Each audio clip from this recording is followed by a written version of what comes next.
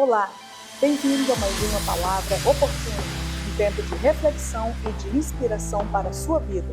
Fique comigo, pois dentro de instantes nós vamos refletir sobre algo da Palavra de Deus para a nossa edificação. Te espero.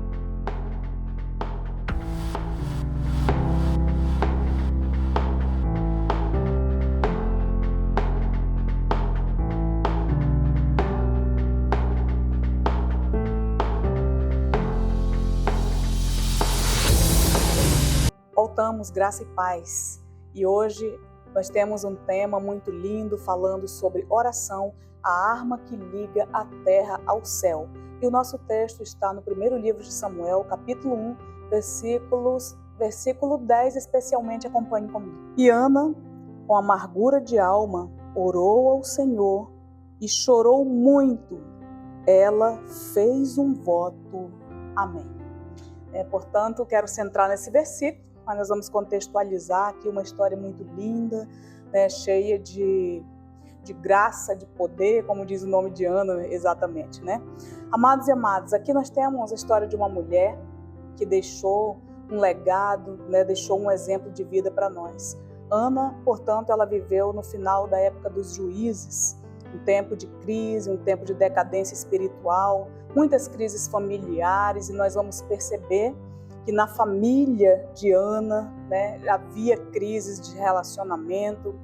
Ela e o seu esposo, né, essa família era da tribo de Efraim, e aqui eu já chamo a sua atenção, porque a tribo de Efraim, ela tinha um significado, né? O nome Efraim já diz: Deus me fez prosperar na terra da minha aflição. E a bênção que eles receberam, essa tribo herdou uma herança que vem de Deus, pelo poder do Espírito de Deus, né? Diz assim: o anjo que me livrou de todo o mal, abençoe este moço, né? Que é ele e a descendência dele, e multipliquem-se em grande multidão no meio da terra. Então nós percebemos que a Ana, por sofrer de esterilidade, ela tinha um sinal de fracasso espiritual na sua vida, né? Ser estéril era um sinal do juízo de Deus. Essa mulher, ela enfrentou excessivas provocações, né, da outra esposa do seu marido, e as provações aumentavam quando Ana ia à casa de Deus adorar, né? Ela ainda tinha que aguentar ouvir o mau testemunho dos sacerdotes da época, que era Ofni e Finéias, né? Que eram filhos do sacerdote Eli, e ali então havia falta de temor a Deus, era ofensa, né, à santidade de Deus. Ela ainda tinha que aguentar também suportar as acusações do sacerdote Eli, que quando ela derrama sua alma, ele diz: mulher, você vive embriagada, né? Vê se deixa esse vinho. Então ela teve que suportar isso e também ainda enfrentar algo que moveu muito seu coração, que é o caso do amor, do cuidado do esposo, que era o amor da vida dela, dizendo a ela: eu sou melhor para você do que 10 filhos, né? Deixa esse sonho, esqueça isso. Então tudo isso, Ana, por ser uma mulher instruída, ela analisou tudo dentro de quê? Né, que nós podemos perceber. Dentro exatamente da herança que ela tinha, por ser da tribo de Efraim, pela promessa de Deus que dizia: vocês serão um povo forte, vocês têm uma tarefa nesse mundo de se multiplicar dentro dessa terra. Então ela vivia a esterilidade, estava ao contrário à herança da bênção que ela tinha. Então Ana era uma mulher instruída, ela logo copiou isso, uma mulher temente a Deus, mulher de oração, e ela copiou isso no seu espírito, né? Então Ana se levanta um dia para orar decididamente no seu coração, com toda a confiança ao Senhor. Ela faz um voto poderoso e nós vamos então aprender aqui que forma ela orou, como ela usou essa arma poderosa que liga a terra ao céu, né? Usando então de uma maneira linda, e vamos refletir sobre alguns pontos da forma que ela orou. Primeiro quero dizer a você, Ana orou aonde? Na casa do Senhor. Esse é um primeiro ponto que eu quero ressaltar, porque nós vivemos um tempo perigoso nessa terra, um tempo que muitas pessoas, por muitas vezes, têm desprezado a questão do templo, né? Nós, de um tempo para cá, nós vimos tantas pessoas parecendo que faziam uma linda descoberta, desconsiderando, desprezando um templo que foi edificado, construído, separado para que a igreja se reúna, para que a manifestação do poder, da graça, da misericórdia, dos milagres de Deus se manifeste. Um lugar onde a unção de Deus vem sobre o altar, onde a igreja vive bênçãos, ela vive, ela chora, ela se alegra, ela se achega numa realidade espiritual diante do trono de Deus. Então nós vivemos muitas vezes o desprezo a tudo isso, né? Então existem, amados e amadas, coisas que Deus opera somente quando a igreja está reunida. Também existem bênçãos, né? Existem experiências que você não vai viver sozinho em casa, em oração. A palavra de Deus nos conta que Ana fez uma oração que mudou a sua história aonde? No altar, no templo de Deus, na casa de Deus, né? Hebreus vai falar para todos nós, Hebreus 10, 25, não deixemos de congregar, como é o costume de alguns, né? Diz a palavra do Senhor. Então é importante, onde ela usou essa arma poderosa que liga a terra ao céu? Na casa de Deus. Ela fez a oração que mudou a história da sua vida, né? O outro ponto, Ana orou com amargura de alma. E aqui eu trago uma importância da alma, série de sentimentos, recordações, lembranças, desejos, né? Nós precisamos levar isso em consideração. Nesse tempo, muitas pessoas tratam das questões da alma, é uma questão assim de expressiva ansiedade que tem dominado tantas pessoas. Olha bem, a Ana sentiu um grande peso no seu coração, da condição que ela estava, da situação que estava atravessando. Ela apresentou a Deus o que estava lhe esmagando, né? Veja bem, talvez você fica calada no seu canto pensando, mas existe um lugar que você precisa se achegar para derramar tudo isso. Ana não foi superficial, portanto, cave fundo. Ana cavou fundo nas suas emoções e derramou diante de Deus. Amados, olha o Salmo 42, 7, 8 vai dizer: um abismo chama outro abismo, ao fragor das tuas catadupas, todas as tuas ondas e vagas passaram sobre mim. O salmista está dizendo, eu fui esmagado por todas essas questões. Aí ele diz, contudo, o Senhor durante o dia me concede a sua misericórdia, e à noite comigo está o seu cântico, uma oração ao Deus da minha vida. Então o que ele diz, né? Ele diz que isso tudo assiste ele quando ele então liga a terra ao céu pelo poder dessa arma linda que é a oração. O outro ponto então, nós vemos que Ana chorou abundantemente. Ela orou chorando abundantemente. Amados e amadas, às vezes nós choramos por tantas besteiras, né? Coisas passageiras, às vezes oramos discutindo com alguma pessoa, porque queremos ter razão e não prevalecemos, às vezes choramos de raiva de alguém, né? Às vezes choramos pelo término de algum relacionamento, mas na hora de orar, muitas vezes nossos olhos estão secos na presença de Deus.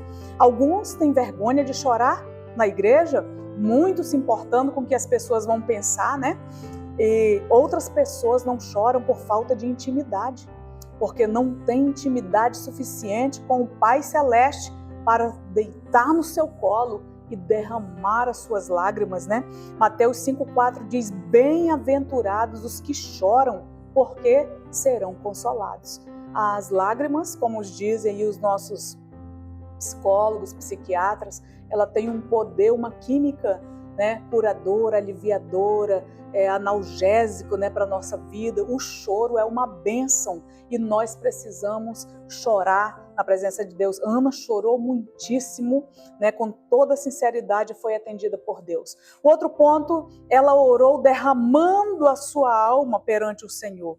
Então ela despejou sentimentos, ela despejou vontades, desejos, ela falou das lembranças, tudo na presença de Deus, né? Pois era necessário que Ana passasse por uma cura na sua alma para poder se lançar o início de uma nova vida, né? Na certeza de iniciar uma nova vida para a glória de Deus. Ali, usufruindo o amor de Deus através de quê? Do recebimento de um milagre que mudaria toda a sua história. E, por fim, Ana fez um voto. Olha bem, pessoal pastor, o que eu vou dizer a você. Você fez um voto ao Senhor? Cumpra conforme votou.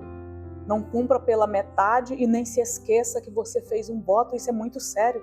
Deuteronômio 23, 21 a 23 vai falar que Deus exigirá aquilo que você votou. E se você fez um voto e não cumpriu, você está em pecado, diz a palavra do Senhor. Então é importante isso. O que poderia se tornar um alvo de maior idolatria na vida de Ana, que era receber os seus filhos no braço, o que ela esperou por tantos anos, né, o que ela tanto almejou na sua vida, o que ela focou, o que ela lutou, tudo que ela enfrentou para receber, poderia ser, mas ela não teve um filho por apenas ter filho e ser mãe, mas ela teve um filho com propósito, portanto ela pediu ao Senhor, me dê um varão, porque ela estava dizendo um varão porque há um propósito sobre a vida desse filho, e conforme ela votou, assim ela cumpriu. Ana então devolveu ao Senhor esse filho, ele viveu todos os dias da sua vida no templo, ela o discipulou enquanto desmamou essa criança, preparou Samuel, né? E o Senhor fez de Samuel um grande homem na presença de Deus e na presença dos homens. O milagre de Ana foi um profeta, ele foi sacerdote, ele foi o último juiz de Israel, ele liderou no ofício de sacerdote, ele também liderou como um chefe militar e ele foi o político, né? Ali no tempo antes da monarquia, ele foi um político com um exemplo de fidelidade e obediência a Deus. Samuel foi um exemplo para todos os tempos, lugares por onde vai a palavra de Deus, de fidelidade e de obediência ao Senhor. Então, amados e amadas, muitas pessoas estão em pecado por ter feito votos ao Senhor e não ter cumprido. Talvez, se você está lembrando hoje, não se demore, né, em pagar o seu voto. A palavra de Deus vai dizer isso. Se você votou, não se demore em cumprir o seu voto, né? Porque isso pode virar uma maldição. O que era para ser bênção transforma-se em maldição. Às vezes há muitas pessoas que pedem para Deus algumas coisas e depois o que pediram se torna um empecilho para as suas vidas, né? Pede um filho e deixa de atuar no reino de Deus porque tem o filho. Pede uma casa e agora não vem mais ao culto porque tem que cuidar da casa. Não vem aos domingos porque tem que limpar, né? Pede um carro e agora vai viajar com o carro e deixa as coisas do reino de Deus. Amados e amadas, não permita que o seu milagre vire maldição na sua vida e cumpra o voto que você fez a Deus, né?